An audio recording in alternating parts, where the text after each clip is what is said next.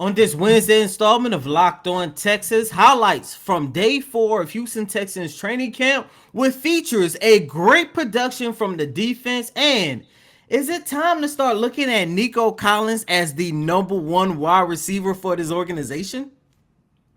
Let's start this countdown and talk about all of this you talking about right now. Let's go, Texas fans.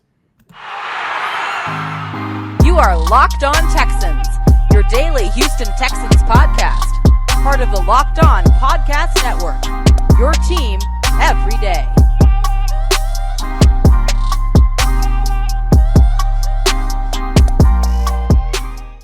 Welcome in, Locked On Texan fans out there. Thank you for checking out today's episode of the Locked On Texan podcast, a part of the Locked On Podcast Network. I'm John Hickman. This is Cody Davis.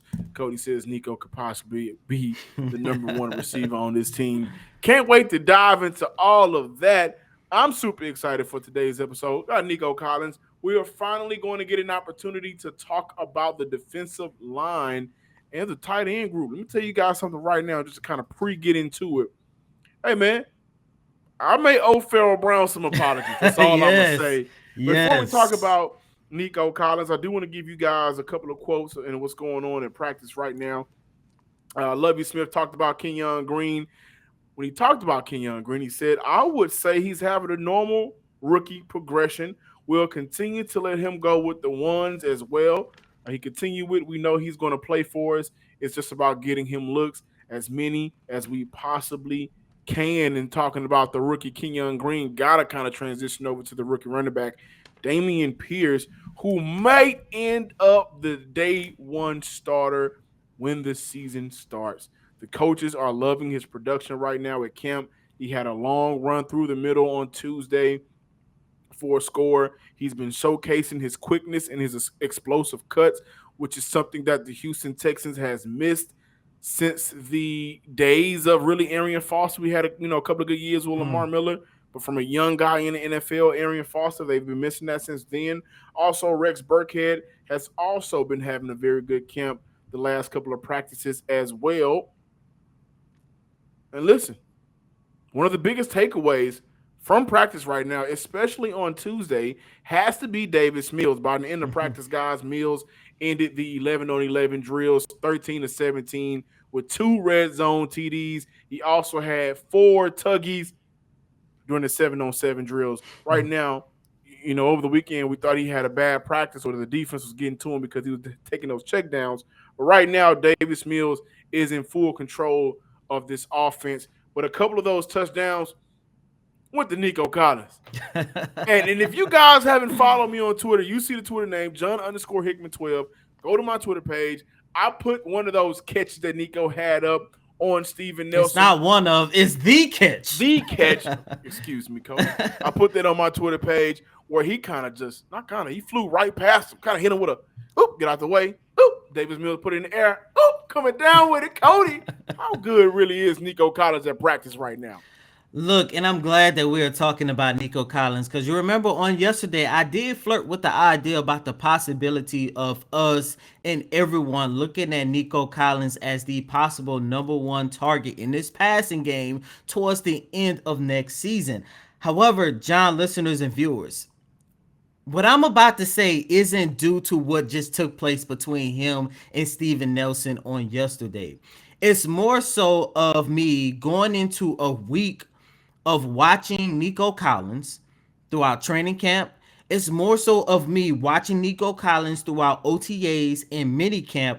It's more so of me hearing from sources, hearing from other people telling me how much work Nico Collins has put in throughout this offseason. And look, what I'm about to say is, when you go back and you take a look at that video, and you can find that video on John Twitter page, as he just mentioned. Remember yesterday, John, I said that Nico Collins is looking faster. He's looking a lot quicker. He's gotten to the point where he understands how to use his 6'4" stature to go out there and get those 50-50 balls, to go out there and be the reliable pass catcher for Davis Mills and for this whole entire offense. That is what you see in that video. And like I just mentioned, That highlight was by far is the biggest highlight of training camp as of right now. But everything that I have been raving about in terms of what I have been seeing from Nico Collins ever since the start of OTAs is in that video. Don't take my word for it. Just listen to what Coach Lovie Smith had to say about Nico Collins. Well, that's tough duty for a defensive back. Steve, the one play that you're talking about, defensively, Steve Nelson is in pretty good position. But when you're, 6'4", most corners around 6 feet. That's a pretty good matchup for us. Nico Collins is an excellent football player. We expect him to make plays like that. So after hearing what Lovie Smith had to say, that lets me know over the course of 17 weeks, Nico Collins is going to have a favorable matchup throughout the whole entire season. Not only that, when I take a look at what Lovie Smith had to say, when I take a look at what Brandon Cooks had to say, when I go back and I reevaluate Nico Collins' performance, once again, not just in training camp, but throughout OTAs and minicamp, I'm looking at this from a standpoint that this is a possibility that Collins can definitely be this team's number one wide receiver at the start of the 2022 campaign. John, listeners and viewers, I understand it. I get it. Some of you guys might be saying to yourself, Cody, you might be hyping him up a little bit too much. However, I do want to mention this. I understand why some people might be a little bit nervous saying that Nico Collins is taking the helm as this team's number one wide receiver. It's not too often you see a guy who recorded 446 receiving yards as a rookie all of a sudden jump up and be the organization's number one option in a passing game. However, I do want to mention this, and I want everyone to keep this in mind. As a rookie, he suffered not one, not two, but three nagging injuries: a shoulder injury, a foot injury, and a hip sprain. Not only that, you got to keep in mind the inconsistencies that the Houston Texans were going through at the quarterback position. Tyrod Taylor, Davis Mills, Tyrod Taylor. It was hard for him to find camaraderie with his quarterback. However, I do want to mention this as well. It's kind of ironic that towards the end of the season, like the promise that we saw out of Davis Mills, we started seeing in Nico Collins as well, because the Texans finally gave him some consistency at that position. And of course, last season was his first real season playing football on any type of level, because he took his final year at Michigan off just to prepare for the upcoming NFL draft. Yeah, forget all of that. Let me tell you what I like about Nico is 6'4". He ran a 4.40. Excuse me, he ran a 4.40. And then when we look at favorable matchups for Nico Collins, right, coming into the season, he opens up against the Colts, Kenny Moore, who he will be presumably going against at times during that matchup. Kenny Moore is 5'9". With the Broncos, Darby, he's 5'11". Jalen Johnson and Duke Shelley for the Bears. Jalen Johnson is 6 foot. Duke Shelley is 5'9". Asante Samuel Jr. for the LA Chargers, he's 5'10". Darius Williams and Shaquille Griffin for the Jags. Darius Williams is 5'9". Shaquille Griffin is 6 foot at the very least with a 4.44, and he is 6'4".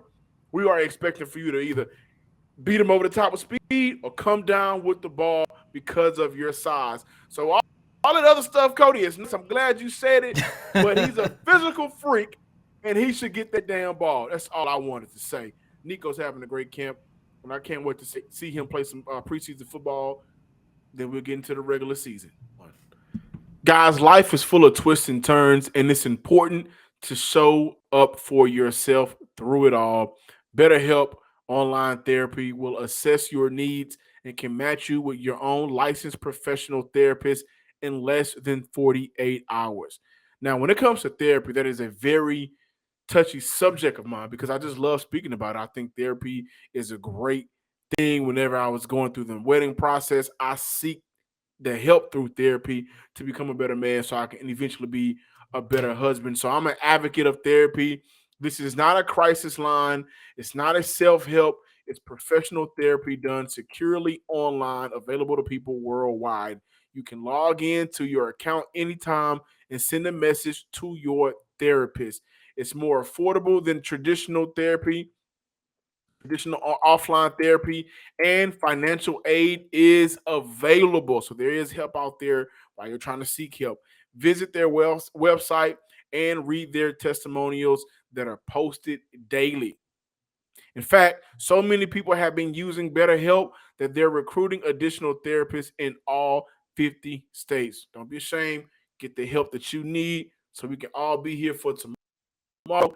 Smiles on our face and hopefully see the Texans win more than 4 games this year. They also have a special offer for my listeners. Hey, go ahead and get 10% off your first month of betterhelp.com/locked on. That's 10% off your first month of online therapy at BetterHelp, HELP.com/locked on. Welcome back in, ladies and gentlemen, to this Wednesday installment of Locked On Texans. And on yesterday, the defense had a really good day during day 4 of training camp. As a matter of fact, I counted that the secondaries had 3 pass deflection that easily could have went the other way. However, John, listeners and viewers, the biggest highlight about how well this defense played on yesterday was the big guys up front. John, I know you're gonna love that. And let me just say this. If this was a Monday recap installment of Locked On Texans, one, the way both sides of the ball looked on yesterday, I would say that one, this would be a win. But two, and most importantly, I think you and I, in terms of the big guys up front, we will be talking about the number of sacks that this team was able to get. Me personally, between 11 on 11 and the 2-minute drills, I counted 3 sacks that the defensive line got. Some highlights I want to give. Jerry Hughes got a sack off the edge by beating Laramie Tunsil. And when I say beating Laramie Tunsil, he beat Laramie Tunsil pretty bad. And Laramie Tunsil we talked about it yesterday. He mentioned it. They are kind of going with the iron sharpening the iron route because he mentioned how good Addison and Hughes and Grenard has been and helping him get better as well. So you can look at it as Laramie getting beat, or you can also look at it like, well, they got some vets in here that know how to win at the line of scrimmage. Yeah, and once again, when I tell you Titus got beat pretty bad, he got beat pretty bad. So that was a sack. And of course, these sacks are non-contact sacks. All he could do is just touch the quarterbacks at this stage. Mario Addison picked up a sack on Kyle Allen. John Grenard, probably our favorite player on the defensive side of the ball. He didn't get a sack. However, he did get a nice tackle for loss, stopping one of the running backs, and that was very good because the running backs, 4 days into camp, John, listeners and viewers, they are damn near having their way. I don't know if it's because of the offensive line is blocking a lot better, or it's just the fact that the talent is a lot better. They are moving. Yes, sir. They are moving the chains in that backfield, and I loved it. But John Grenard got a big tackle for loss by stopping one of the running backs. Forgive me, I can't remember which running back it was, but that was a good play. Malik Collins took a young rookie to work. Took the young rookie to school. Kenyon Green, John, I know that's your boy. But that one play where he beat Kenyon Green, it looks pretty bad. I'm not about to get on the young rookie because he has a lot to learn. That goes back to what we just finished talking about Jerry Hughes and Laramie Tunsil. You could look at that as iron sharpening iron, because if Kenyon Green is going up against the likes of a Malik Collins during practice, that means he's going to be ready by the start of training camp. And this is my favorite part. I mentioned that the Texans had 3 sacks. Guess who had the 3rd sack of the day? Rookie Jalen Petrie. And when I tell you Jalen Petrie is looking damn good, John. With the ugly face. I'm talking about like damn good. Whew. All I can tell you is the Houston Texans got something special in that young man. Last week we talked about top storyline. Who is going to take the helm as this team leading safety after the departure of Justin Reed. Of Justin Reed? They are in good hands with Jalen. Cody already forgot about Reed. What's his name? You know, his brother was. And you know what I hate most about this? This is the second time I did this because I had a radio spot on Sports Radio 610, and I was talking about how can the safety group recover after losing Justin Reed. And I drew a blank once again, and Yeah. I don't know how I keep forgetting about Reed, but shout out to Jalen Petrie. That should let you know how great of training camp Jalen Petrie is having right now. Yeah, Jalen Petrie has been the standout completely, right? And I think he is preparing to be the day one starter. Between Petrie and Pierce, I didn't think that they would be the day one starter when the season started. I thought by the end of the year they would solidify themselves as the starters for the Houston Texans. But right now, he's looking to be the day one starter.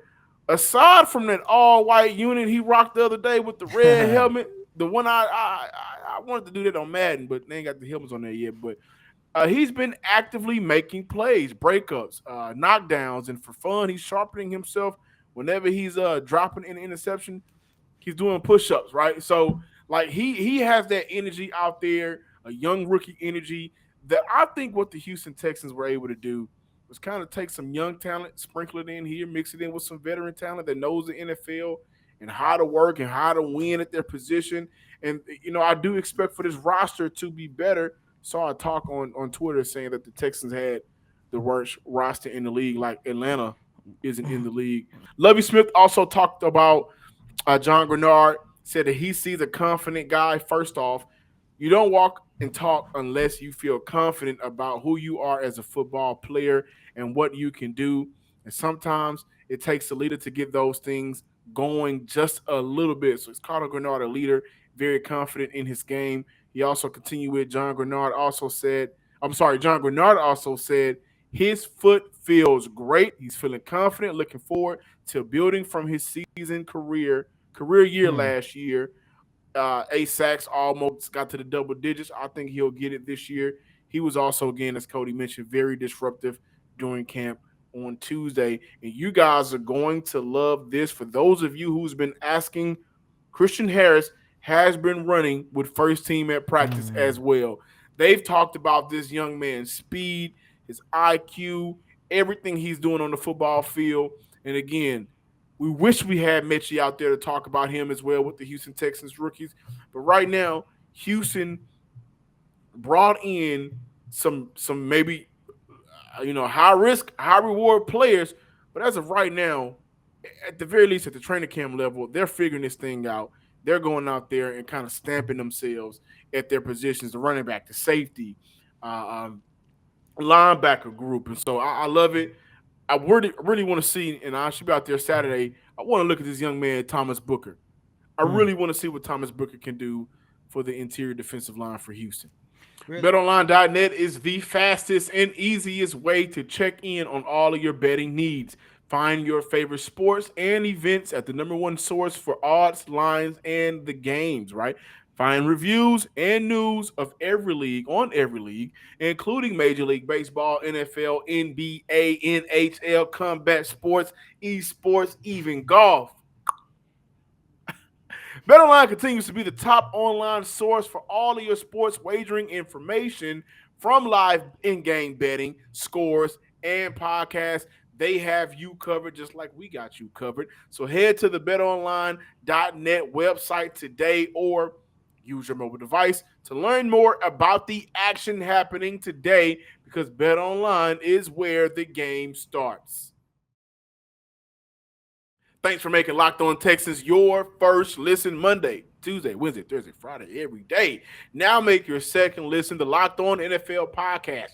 Our national NFL experts and insiders keep fans dialed in with the biggest stories and the latest news from around the league, because an offseason doesn't equal a break in the action, and we're no longer in the offseason. So all 32 teams are covered over at the Locked On NFL Podcast. Make sure you check those guys out. Cody, I started the show off by saying I may owe Farrell Brown an apology. We'll see how it goes with Farrell Brown during preseason and the regular season.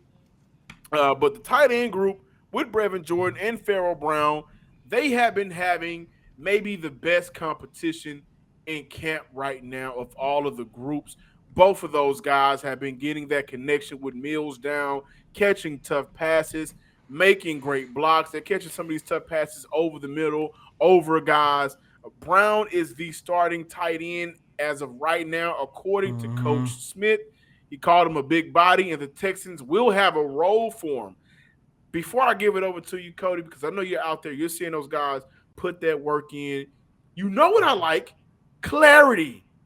And personally, we have not had clarity on the tight end group in a very long time, right? In terms of trying to maximize their strengths, trying to limit some of the things that they're not just necessarily good at, but overall including them, right? It's good to hear your head coach say we will have a big role for him, Hmm. right?